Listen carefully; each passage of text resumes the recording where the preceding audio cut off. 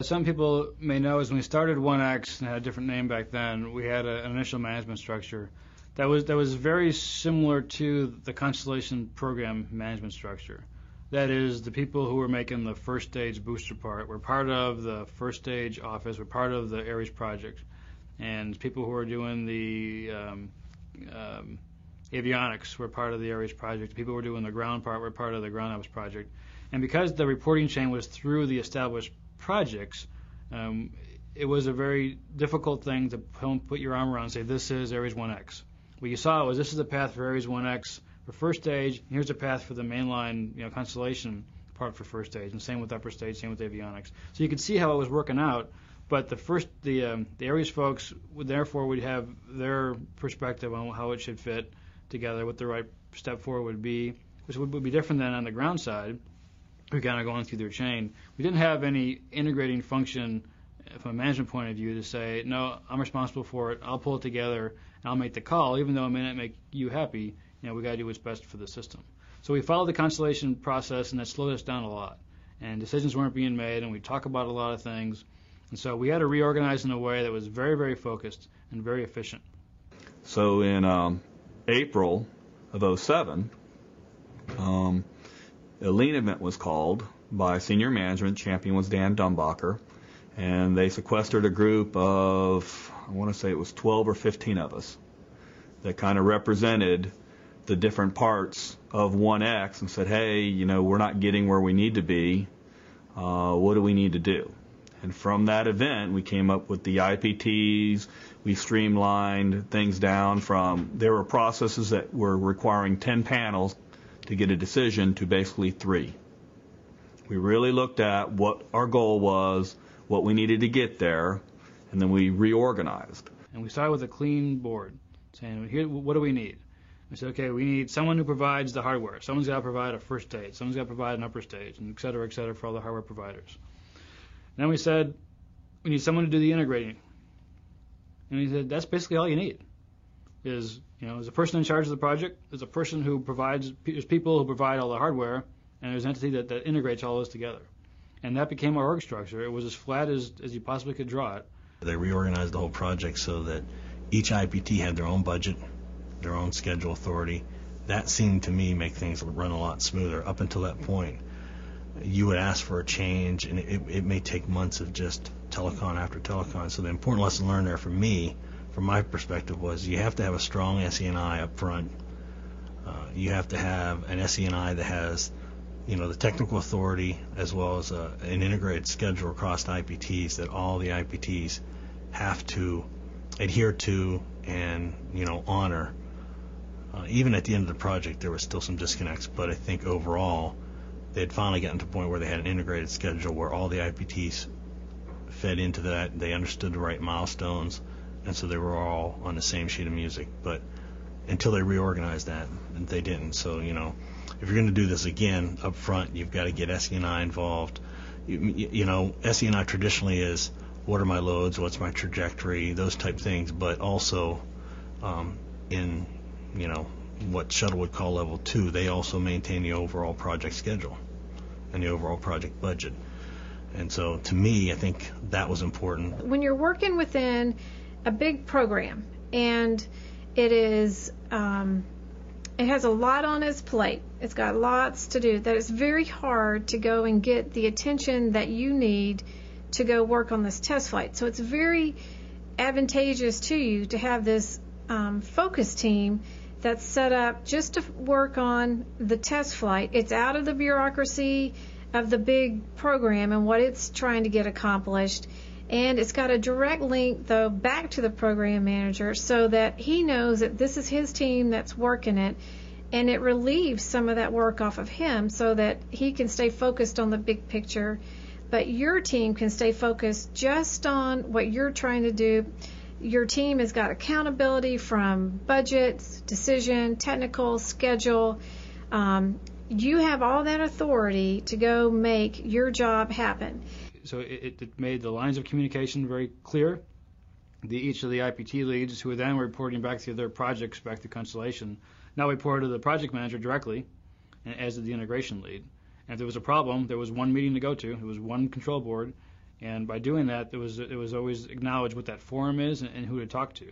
And so our efficiency of communication, which is the key to any project management, but our efficiency of communication increased dramatically. We went to a very, very flat organization structure. And there was one control board for the whole mission. It was our Airways 1X control board. We called it the XCB. That way made all the decisions based on all the requirements, had all the cost, schedule, and technical risk authority that was delegated by the Constellation program manager. And by doing that, things happened quickly. We get together with the right folks. It was one meeting. You made a decision. You pressed on. There was not a separate board to go to. There was not other factors happen in the background. So that change to the organizational structure was very enabling for Airways 1X. The way that our vehicle was organized in the organizational structure, it was set up as a very flat organization where the XCB or our mission manager had the authority to decide whether a yes or no on pretty much any of the stances or any of the decisions that needed to be made. It made it very efficient for us moving forward fastly. Had we not had that, we probably wouldn't have flown when we did. It also cut down a lot of people trying to reopen issues, because once the issue had actually been set, people agreed that that was where it was supposed to be. Also, since we were brought in from many different centers, we worked as a badgeless, centerless team, and our mission manager enforced that dramatically through the XCB. We were all Airways 1X. We were not part of the centers at that point. There was always a concern that by having one board, that you'd overload that board, and if you wanted to get something to that board, that you'd have to, wait. It would take a while, and it would be a bottleneck. And the companion way of doing it is to add another board to take care of a triage, so to speak, those items that didn't need to go to the senior board. As we talked through that, we came to the conclusion was the fact that you really have it's really the same people who goes to that subordinate board, except for the project manager. So it sounds good on paper, and you can handle those things at a quote lower level, but still the IPT leads go into that meeting at the subordinate board. So instead of having the meeting over here at the XCB, you'd have it over here at the subordinate board. Well, does that save you anything or not? And the conclusion we came to was no, let's just do it once, and if it gets to the point that we're overloaded, then we'll talk about adding a subordinate board. And we never did add a subordinate board. We just had more meetings. so our XCBs did get a little oppressive at times. Sometimes they go from 8 in the morning till 10 at night, and we go through a dozen different items. So there were times when it was tough. It was harder to get something through.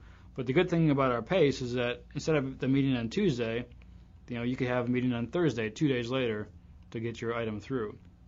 So whatever bottleneck that we saw, the bottleneck was measured in days, not weeks or months like you may see in some other program structure. As we got closer and closer to the operations, we found these specialty topics, so to speak, that only included a handful of folks. So we created 3 other boards as time went on to handle these focused topics. One had to do with our instrumentation, or development flight instrumentation, or DFI. And there's always little nitnoid. This is a broken wire. This is a sensor that isn't working, or a test isn't coming out right. That, because of our single board structure, would bubble up to the XCB for a decision. But that was not the right level of information, right level of topic that the XCB should be talking about. This has to do with a wire for instrumentation that's not mandatory. So we created the separate control board and basically said, just deal with it. You talk about all that day-to-day miscellaneous stuff with sensors, and if you get to the point where you have a big system problem or an overall issue with our DFI suite, then bring it up to the XCB and we'll talk about it. But do all you can to handle it, on your own. That worked great. I mean, it really took the XCB, took all the DFI stuff out of the XCB and allowed us to concentrate on big areas, like making sure that the loads are right and making sure our vehicle is integrated properly. That's the important stuff. We also created a board about processing problems. There'd be a problem on the floor, didn't have the right paperwork, or a nut wouldn't fit, or something like that. And we didn't want to deal with the XCB. We wanted decisions like on the floor, real time. So we created what we call the TXRB, which is basically just a processing board. And our chief engineer at KSC chaired that board, and it was his responsibility to solve those problems as fast as he can. And mostly it was measured in hours when he had a problem as to when he solved it. So we evolved from one structure into one structure with a couple of very focused boards to handle day-to-day, near real-time kind of decisions. Now, the lessons learned for us, while that worked out really well, we established those boards pretty late in the game. And essentially, one week we were doing the XCB, another week we said, okay, now here's the new board, let's go use it. And for some folks, that was too much of a change too quickly as to what that board responsibility was, how the process worked, all the configuration management aspects of it. So to do it again, we'd start with one board. We would establish on paper these other subordinate boards and say there's a point in time we're going to use this board. It's not today, but when we do it, here's how it's going to be, here's the charter, here's how we're going to handle CM, and therefore people know what's coming, and it's not a surprise as to how we're going to go do it. It was just the discussion is just when we actually enact those boards. That would have been smoother for the team if we said the DFI control board is going to start 6 months from now, and here's how it's going to happen. We did a lot of just-in-time stuff. We realized that we needed it, so we started it. But again, to do it all over again, the more you can plan for the evolution of your board structure, the better. When we first started off setting this up with 1X after our new reorg part of it, we had two deputies, and frankly, there was some politics involved. I was a Johnson Space Center person. Having somebody who represented Marshall Space Flight Center, where most of the stuff was being designed, made sense. Having somebody at Kennedy Space Center, where everything was going to end up and have a big key for the operations, made sense. So that kind of made a lot of folks happy overall in the Constellation program. They can see kind of like their person is there. But the reality of it, that really was not the motivating factor.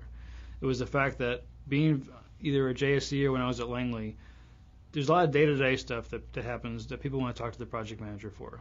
And so having a deputy at Marshall Space Flight Center really made a big deal. They could walk over to this person, Steve Davis, and just talk about things. It may not be worth going to an XCB control board. It may not be worth elevating to me and say this is a big deal, but just I'm not sure about this. I'm curious about this. And having somebody that would listen.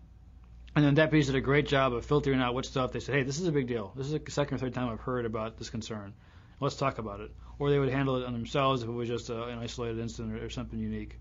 And so one of the things we tried hard not to do was make our deputies a deputy for the vehicle and a deputy for the ground operations.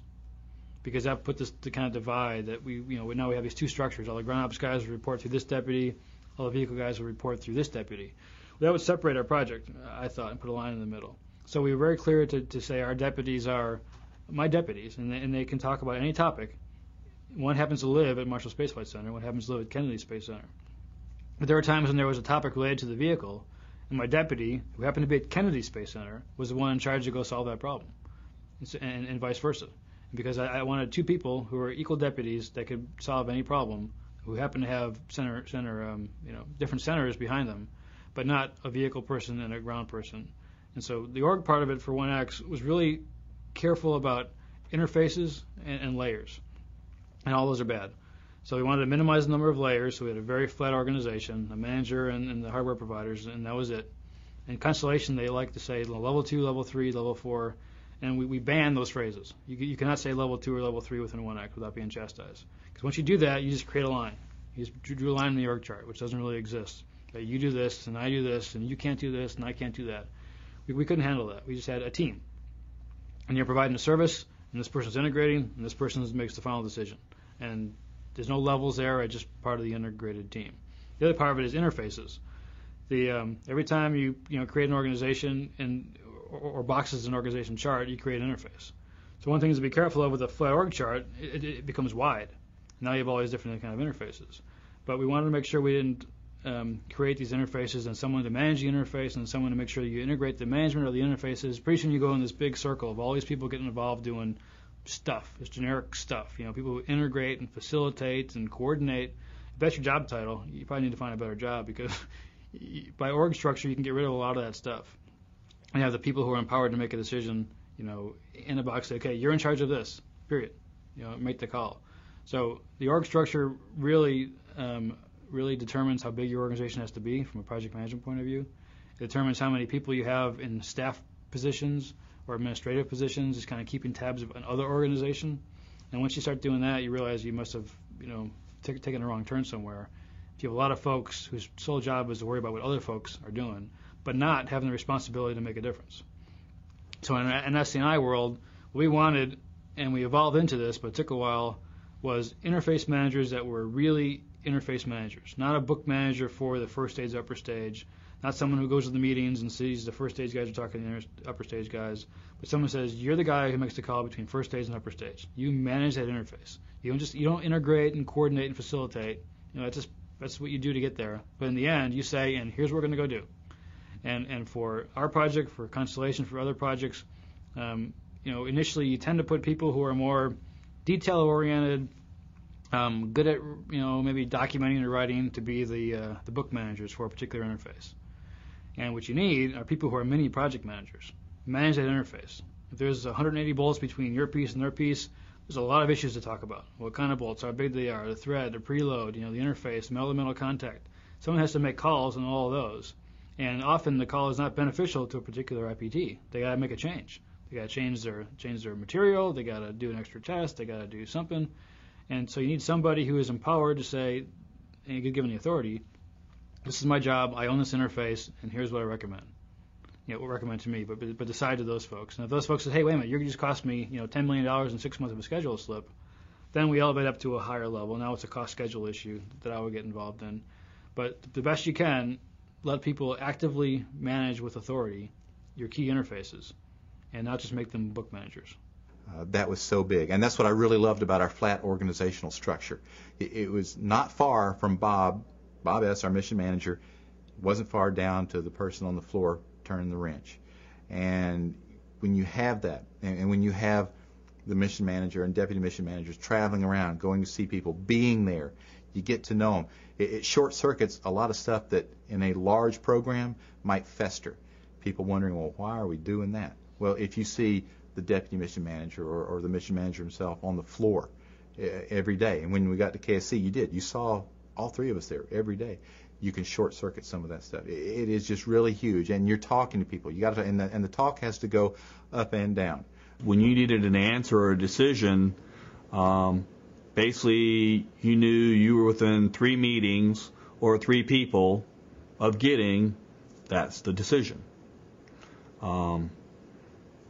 Maybe the downside of that is you might not have always necessarily gotten all the data you needed, but on a test flight program, our philosophy was, better is the enemy of good enough. And because we had a very small time frame, we were given a small window. We basically had 2.5 years from April of 2007, well, it was 2 years originally, till April of 2009 to finish designing a rocket, building the components, assembling the components, testing them, and putting it out in the launch pad to launch. So you had to be more accessible. That's the other thing about having a leaner management. Typically that makes you more accessible. So people are able to get problems to the right level much faster.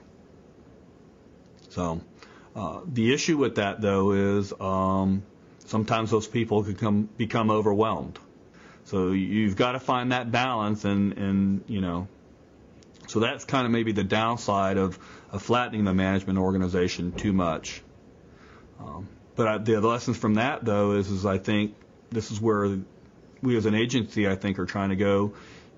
If we flatten our organization, that means we should allow the people at lower levels more degree of authority and freedom to make some decisions that maybe right now we're pushing up.